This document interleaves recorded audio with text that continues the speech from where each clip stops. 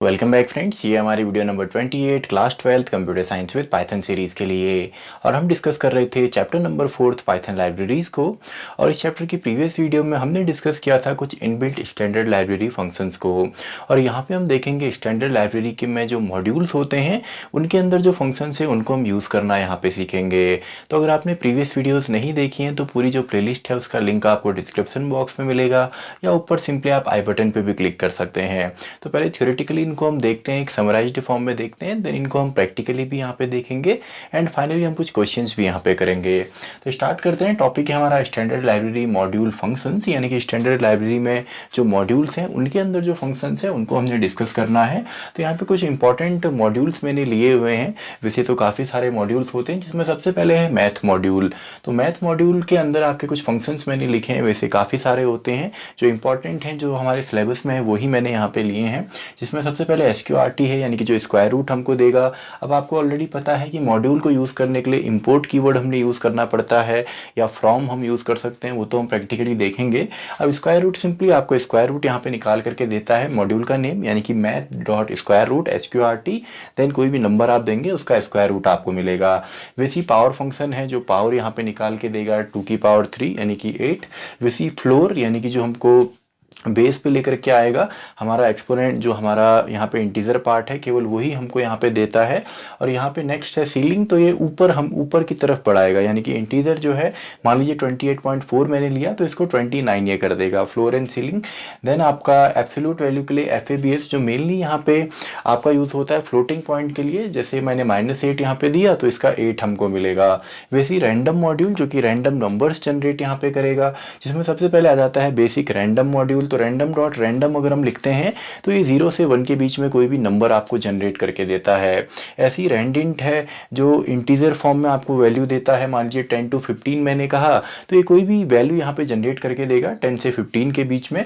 Then आपका and इसमें ये दोनों वैल्यूज़ भी इंक्लूड होती हैं, कोई भी नंबर ये जनरेट करके दे सकता है। ऐसी रैंड रेंज है जब हम रेंज यहाँ पे दे सकते हैं, फॉर एग्जाम्पल 1 to 100 हमने दिया एंड दो स्टेप करके हमने बोला, तो ये सिंपली हमको यहाँ पे 2 के स्टेप में देगा। चलिए अभी तो यहाँ पे 82 तो नहीं आएगा, 1 से स्टार्ट है तो 81, 83 या कुछ भी ऐसा जो कि आपका ऑड में है। ऐसे ही आपका चॉइस, अब चॉइस आपका यहाँ पे सिंपल इसके अंदर हमने फिलहाल, आप चाहें तो एक लिस्ट दे सकते हैं। चलिए इसको मैं लिस्ट में डाल देता हूँ। अब इसके अंदर ये सिंपली हमको कोई भी वैल्यू जनरेट करके देता है रैंडमली, जो भी हमने चॉइस यहाँ पे दी है। आप इसके अंदर स्ट्रिंग डाल सकते हैं, आप लिस्ट डाल सकते हैं। ऐसे ही नेक्स्ट हमारा है वेब ब्राउज़र मॉड्यूल, जो कि एक वेब ब्राउज़र को ओपन करता है आपके पाइथन प्रोग्राम से। और ऑब्वियसली इसमें आपको इंटरनेट की ज़रूरत पड़ेगी, URL लिब हो या वेब ब्राउज़र हो।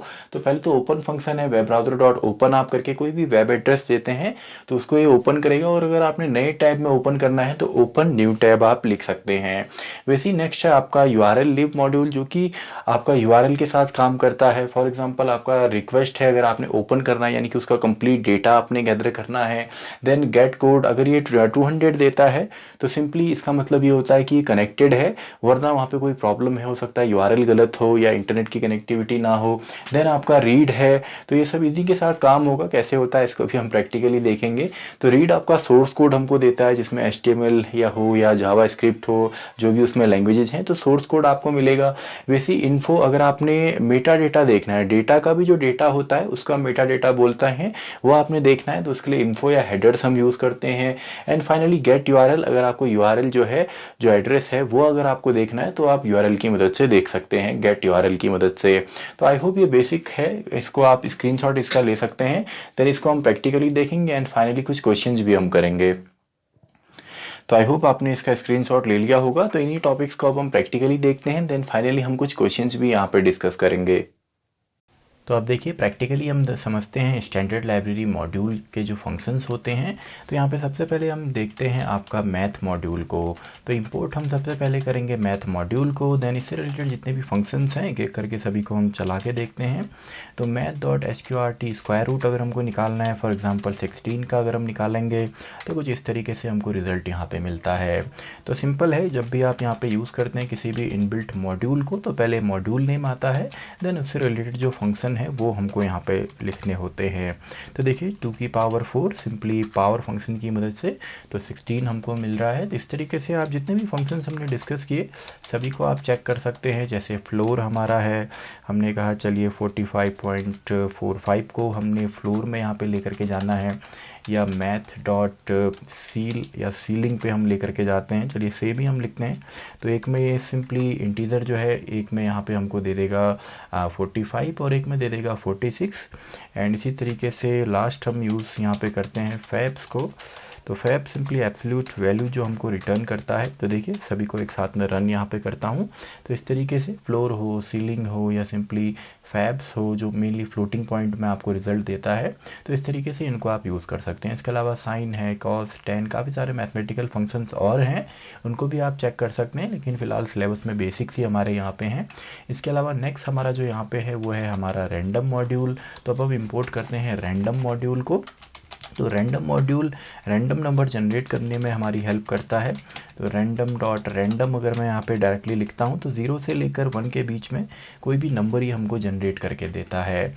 इसी तरीके से नेक्स्ट हमारा यहाँ पे है रैंडम डॉट रैंड इंट। तो रैंड इंट आप चाहें तो इसकी वैल्यू किसी वेरिएबल में स्टोर करके देन उसको आप प्रिंट कर सकते हैं। मान लीजिए हमने कहा हमको 34 से लेकर 66 के बीच में कोई भी रैंडम नंबर जनरेट करना है। तो देखिए 37 इसने यहाँ पे दिया। इसी तरीके से चलिए अब हम एक वेरिएबल में स्टोर कर लेते हैं। नेक्स्ट है हमारा रैंडम डॉट रैंड रेंज। तो रैंड रेंज हम यहाँ पे देते हैं 1 से लेकर चलिए 100 ही हम दे देते हैं, जो हमने एग्जाम्पल में भी देखा। एंड 2 के डिफरेंस में हमको ये चाहिए। तो अगर आप पी को अब यहाँ पे प्रिंट करेंगे तो इस तरीके से कोई भी रैंडम वैल्यू यहाँ पे आ सकती है, हर वक्त सेम नहीं आएगी। एंड फाइनली लास्ट हमारा यहाँ पे है चॉइस। तो चॉइस को चलिए डायरेक्टली हम लिख लेते हैं रैंडम डॉट चॉइस। तो चॉइस में मान लीजिए अगर आपके पास लिस्ट है तो लिस्ट का कोई भी एलिमेंट आपको यहाँ पे मिलेगा। तो ये हमारी लिस्ट यहाँ पे है। तो देखिए इसका कोई भी रैंडम एलिमेंट आपको यहाँ पे मिलता है। तो एक बार और हमने क्लोज करना है। तो देखिए 34 हमको मिला है, नेक्स्ट टाइम भी 34 ही हमको यहाँ पे दे रहा है।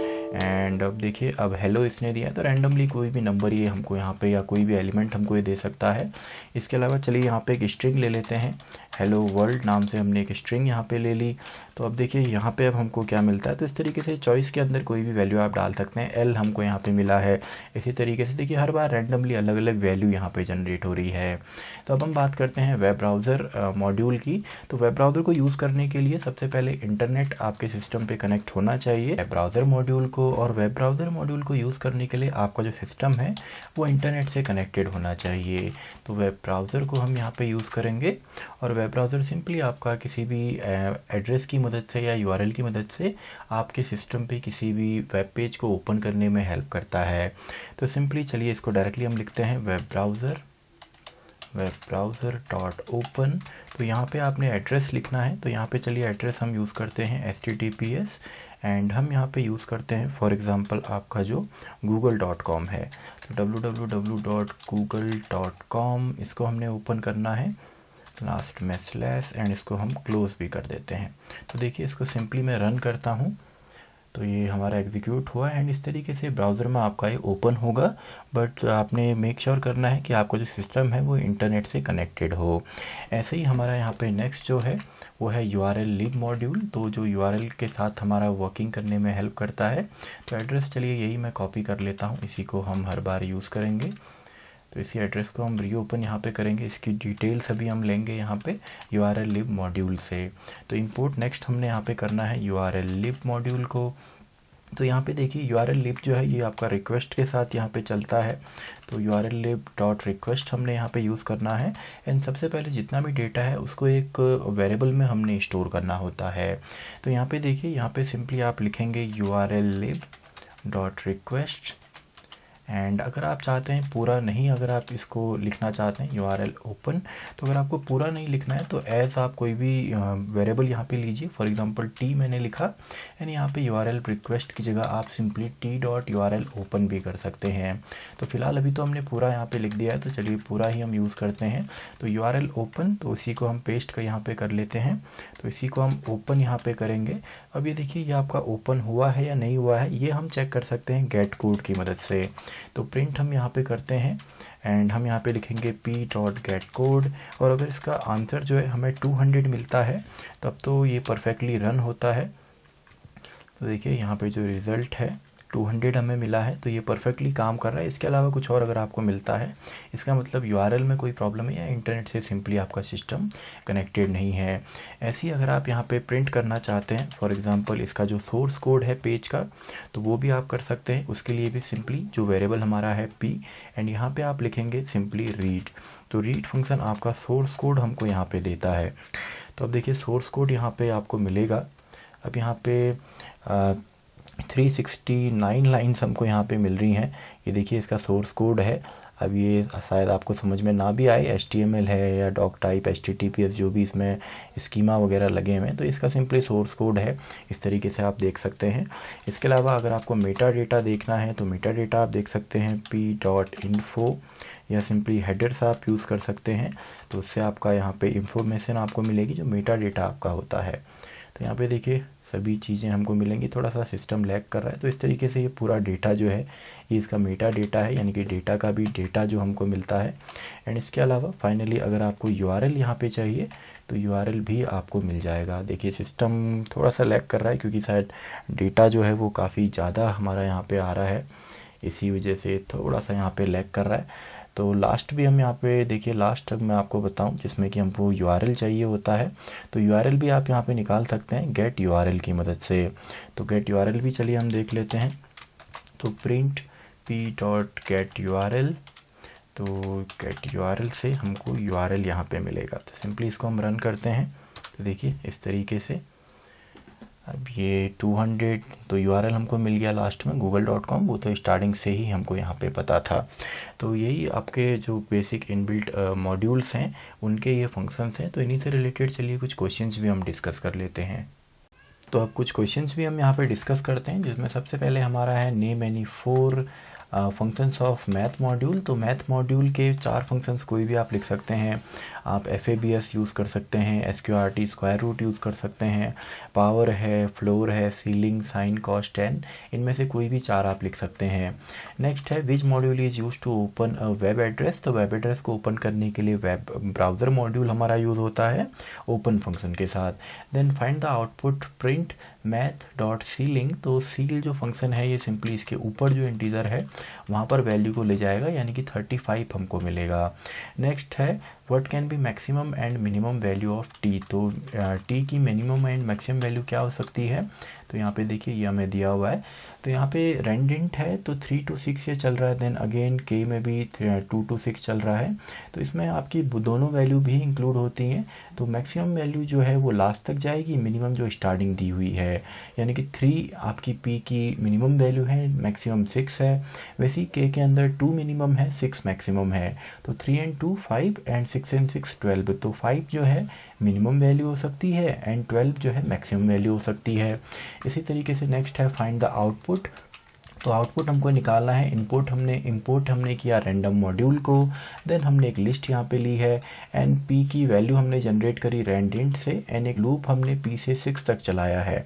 एंड देन ये स्टेटमेंट प्रिंटिंग का है एंड कुछ हमको यहाँ पे ऑप्शंस भी दिए हुए हैं। तो यहाँ पे सबसे पहले तो देखिए p की वैल्यूज़ क्या क्या हो सकती हैं। तो p की वैल्यू यहाँ पे या तो 2 हो सकती है, या तो 3 हो सकती है, या तो 4 हो सकती है। तो यहाँ पे वैल्यू रख के ही हम देखते हैं। चलिए अगर यहाँ पे वैल्यू 2 होती है तो 2 to 6 ये चलेगा, यानी कि 2 से लेकर 5 तक ये चलने वाला है। तो यहाँ पे 2 जब वैल्यू होगी तो x की वैल्यू जब 2 है तो यहाँ पे देखिए 2 जब आएगा तो A2 यानी कि हमारा सेकंड इंडेक्स नंबर पे जो है तो 0 index number, first index number and second index number यानी कि 7। तो यहाँ पे देखिए हैश के बाद आपका 7 कहीं पे भी नहीं है, तो जाहिर सी बात है 2 यहाँ पे नहीं आ सकता। देन नेक्स्ट हम यहाँ पे लिख करके देखते हैं हमारा 3 जो है, तो 3 अगर हमारा यहाँ पे होता है तो देखिए थर्ड जो इसका इंडेक्स नंबर है, क्योंकि AX जो वैल्यू बनेगी वो थर्ड इंडेक्स नंबर से बनेगी। तो 0 index number, first index number, second index number and third index number, यानी कि हैज़ 1 से वैल्यू स्टार्ट होनी चाहिए। तो हैज़ 1 से भी कोई ऑप्शन नहीं है।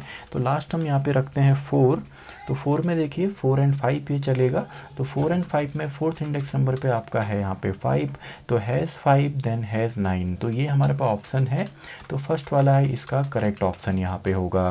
तो इसी के साथ हमारी ये वीडियो भी ख़त्म होती है। आई होप आपको क्वेश्चंस भी समझ में आए होंगे। तो इसी के साथ हमारी ये वीडियो भी ख़त्म होती है, वीडियो नंबर 28। तो मैं मिलता हूँ आपसे अगली वीडियो में, वीडियो नंबर 29।